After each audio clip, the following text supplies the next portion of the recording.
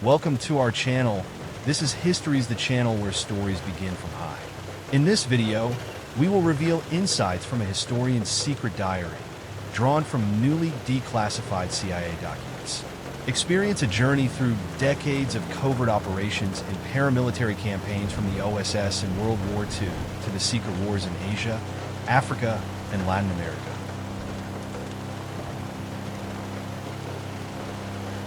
I don't know why I hesitated so long before pressing record. Maybe because I'm still unsure what exactly I'm about to share. It feels unnatural to speak aloud the kind of secrets I've only ever encountered in musty archives and half-forgotten footnotes. But I need to document this journey as honestly as I can. Perhaps this is my penance for stepping into the shadows. My name is unimportant, at least for now. I'm a historian by training, a researcher by profession, and if I'm being honest, a reluctant explorer of America's clandestine past. I never planned on pursuing these hidden narratives of foreign coups and secret armies, of sabotage and political assassinations. I was perfectly content studying dry treaties and policy debates that never strayed outside the official record. But a few months ago, I received a phone call that changed everything. An old acquaintance, now working as an archivist in a secure government facility, invited me to review documents just recently declassified, or partially so. It's an opportunity you won't get again, he said. Curiosity and ambition got the better of me. The next thing I knew, I was standing before stacks of yellowed pages and redacted names, my heart pounding with an excitement I knew I should resist. What I found wasn't a neat, linear story. It was more like drifting smoke, trailing through decades and continents. There were files on World War II saboteurs operating under the OSS, the progenitors of the CIA's paramilitary. There were accounts of hidden battles in Asia, Africa, Latin America, conflicts seldom acknowledged in public discourse. There were training manuals on sabotage, memos about target lists, and coded references to high-level decisions that determined who lived and who quietly vanished. I've decided to keep a diary of what I uncover, my impressions, my reactions, my moral wrestlings. These notes will be my anchor as I navigate a terrain where the line between heroes and villains grows dangerously thin. I'll speak here as if whispering to myself in a darkened room, admitting confusion, anger, sorrow, and sometimes a reluctant admiration for the cunning of these secret operatives.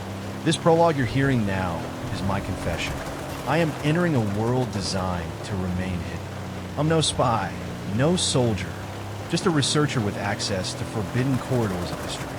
The pages that follow contain what I learned and how I feel about it.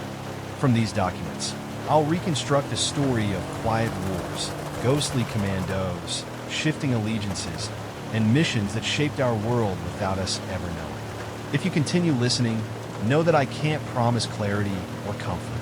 I can only promise the truth, as I find it a truth of knives in the night, silent triggers pulled behind closed doors, and the enduring question of what it all means. I'm pressing stop, now, and we'll begin the diary entries soon. Let this serve as my introduction, a hesitant traveler, stepping into the twilight of American covert history, determined to understand what lurks behind the curtain. June 2nd, 2018. I've just been granted access to a series of declassified documents, interview transcripts, and mission summaries spanning decades of covert operations. It feels surreal. I'm no field operative, I'm a historian tasked with understanding how our country's third option evolved. Not diplomacy, not open warfare, but covert action. Today, the archivist handed me the first boxes. They smelled of old paper and dust, making me think of tombs and skeletons. Hidden secrets, sleeping for years, waiting for me to wake them. I turned a page and recognized a familiar acronym.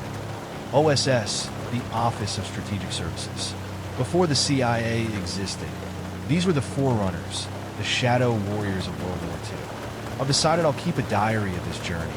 If I lose my perspective along the way, maybe these pages will bring me back. June 4th, 2018. It's astonishing how quickly clandestine action took root in American policy. In the late days of World War II, the OSS trained men and women to slip behind enemy lines, sabotage supply routes, even though rarely admitted arranged deadly accidents for key targets. These early paramilitary teams, I've learned, laid the blueprint for what would become the CIA. The documents detail small units parachuting into occupied France, supplying partisans, and, when needed, killing enemy officers with silent knives. Some of the OSS veterans would later shape the CIA's paramilitary division. As I read personal letters, I sensed their pride and their fear. They knew they were stepping onto morally unstable ground. Even then, June 7, 2018, by 1947, with the Cold War crystallizing, the CIA emerged from the OSS ashes. The files are crammed with details. Covert training camps in remote corners of Europe, networks of informants, and a growing sense that conventional armies would not be the primary tools in this new, hidden conflict. These paramilitary operators, some ex-OSS, some recruited from foreign legions, crafted dirty tricks, rigging cars to explode, supporting uprisings, and smuggling arms into Eastern Europe. What's stunning is how often success and failure blurred together. Documents show attempts to foment rebellion behind the Iron Curtain, often ending in disaster. I read a diary excerpt from a 1950s operative. We fight wars we can never publicly acknowledge. We win battles that never make headlines. It chills me. June 10th, 2018. The 1950s and early 1960s were a golden age of covert operations. CIA teams meddled in elections, propped up dictators, toppled governments. The files outline efforts in Guatemala, Iran, the Congo. But more interesting are the hints at the inner workings. How paramilitary officers were trained to wield submachine guns, sabotage trains, and quietly remove political threats. I'm staring at a photograph of a nameless operator face half in shadow, standing beside a crate of weapons destined for rebel hands. The official summary states, any deniable method can be considered. Deniability is king. Reading these lines, I feel complicit, as if by absorbing their words I inherit their moral burden. June 13, 2018. I spent the entire day on the CIA's secret war in Tibet. It's an odd corner of history, training Tibetan guerrillas to battle China's forces, dropping supplies onto high plateaus under moonlight, running clandestine camps in Colorado for Tibetan fighters. The notes reveal a moral haze. We knew we were arming these people to fight a hopeless cause, wrote one field advisor, but we did it anyway. I imagine the frustration of these operators, sworn to secrecy, sacrificing others' lives in a strategic chess game. What does it feel like to arm allies you know you'll abandon once politics shift? June 17, 2018. The Bay of Pigs debacle looms large in these files. It was to be the CIA's grand overture in Latin America, a paramilitary army of Cuban exiles landing to spark a revolution. The documents are a study in hubris and poor planning. We believed we could surprise, kill, vanish, topple Castro effortlessly, wrote one senior planner. Instead, it became a public humiliation. Reading the after-action reports, I sensed deep regret and confusion. Operatives trained hard, risked their lives, trusted in intelligence that turned out flawed. This chapter in the archives marks a key lesson. Covert paramilitary action, even at its best, is precarious. Few lessons would stick, though. The machine would grind on. Chapter 7. Congo and Africa's Hidden Battlefields. June 20th, 2018. The Congo operations read like a spy novel. Mercenaries on the CIA's payroll. Hit squads hunting down troublesome leaders. Secret airstrips in the jungle. The documents detail a struggle for influence in a post-colonial world. Local fighters and foreign advisors sometimes worked together, sometimes betrayed each other. The real war isn't communism versus the West, wrote one paramilitary officer. It's order versus chaos, and we're often the ones stirring the pot. In the margin of a cable, someone scrawled, "Remember, we aren't here." It's a mantra repeated through the decades. Remain invisible. Erase footprints. June 25th, 2018. The files on Vietnam and Laos are massive. In Laos, a secret army of Hmong tribesmen fought under CIA direction against communist insurgents. A surprise, kill, vanish ethos prevailed. Operators dropped into the jungle at night, ambushing enemy camps, then disappearing. In Vietnam, the Phoenix program emerges repeatedly. a controversial, targeted effort to neutralize Viet Cong operatives. Documents show kill lists, interrogation centers, and the fraying morality of warfare. I found a note from a field operative. We become like ghosts hunting other ghosts. Soon, no one remembers why we started. June 29, 2018. By the 1970s, scandal and the church committee's investigations forced some record. Still, the files show the CIA's paramilitary mindset adjusted, not disappeared. Covert influence operations in Chile, support for secret armies in the Middle East. These continued in subtle forms. The difference now, more layers of deniability, more legal memos. One memorandum states, we must maintain plausible deniability at all costs. And behind this phrase, the beating heart of all these stories, power exerted quietly, dangerously, shaping distant lands as if they were chessboards. July 3rd, 2018. After the Soviet Union's collapse, I see confusion in the records. With one enemy gone, paramilitary units looked elsewhere. The Balkans? The Middle East still simmered. The CIA backed Mujahideen in Afghanistan in the 1980s, training them, providing arms. Reading about how those relationships later backfired is eerie. The notes sound almost plaintive. We created skilled fighters who may one day turn on us. A warning unheeded. July 7, 2018. The post, 9/11 era transformed paramilitary operations into global manhunts. The records now detail joint CIA military teams, special operations forces working side by side with clandestine officers.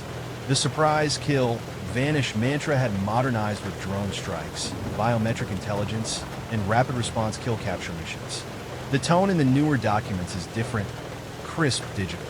Spreadsheets of targets, cross-referenced with satellite images, and authorization memos signed at high levels. We've traded in knives and silent pistols for drones and Hellfire missiles, wrote one operative. The technology changed, but the underlying purpose, lethal covert action, remains. July 10, 2018. Throughout the new millennium, lawyers and bureaucrats tried to impose legal frameworks on lethal operations. I find transcripts of high-level meetings debating the ethics of targeted killings. Justifications are parsed carefully. Terms like enemy combatant and imminent threat appear frequently. The CIA's paramilitary branches learned to operate under the color of law, even as secrecy persisted. A note from an internal analyst. We argue ourselves into believing we do good. History may judge us differently. It rings like a bell in a dark room. July 13, 2018. Interviews with retired officers, most anonymous, reveal a longing for clarity. They speak of losing friends, of decisions that haunt them. Some believed they protected their country from unseen horrors. Others wondered if they fueled the cycle of violence. One officer wrote a memoir snippet, filed here. No parade will honor us. We cannot tell our families what we did. We must find peace alone. Their voices feel close, as if they're whispering to me from across time. July 16, 2018. The last files I reviewed emphasize continuity. From OSS saboteurs to today's drone operators, the ethos persists. Surprise, kill, vanish. The methods refined over decades, crossing continents and ideological divides. This legacy is heavy, morally charged, and politically fraught. I close the box and look at my notes. I've charted a hidden history of warfare, one that never quite fits into the public narrative. It's like I've been reading the secret diary of American foreign policy. Now I write my own final entry. We learn to act in silence, to handle problems in the shadows. But what did we become in doing so? July 20th, 2018. I've finished reviewing the archives. My diary here captures the sweep of decades, the moral compromises, and the tactical brilliance, all blended together.